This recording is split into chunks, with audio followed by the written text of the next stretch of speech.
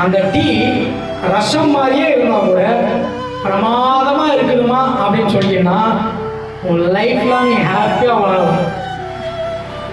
அந்த டீ ரசம் மாதிரி இருக்குதுன்ற உண்மையை நீ சொல்லிட்டேன்னா லைஃப் லாங் உனக்கு ரசம் தான். அப்போ சில நேரங்களில் குறை இருக்கு இருக்கு, குடும்பத்துல குறை உண்டு, சபையில குறை உண்டு, ஊழியர்களுக்குள்ள குறை உண்டு, கணவன் மனைவிக்குள்ள குறை உண்டு, பிள்ளைகளுக்குள்ள குறை உண்டு, நண்பர்களுக்குள்ள குறை உண்டு. குறை இல்லாத இடம் பரலோகத்தை தவிர எதுவும் கிடையாது. அந்த குறைவை நிறைவாக பார்த்து முயற்சி பண்ணும்போது ஆண்டவரே அதுல நிறைவு என்ன பண்றாரு, கொண்டு வருவாங்க. நிறைவை ஏற்றுக்கணும், நம்மளா சொல்லிக்கணும்.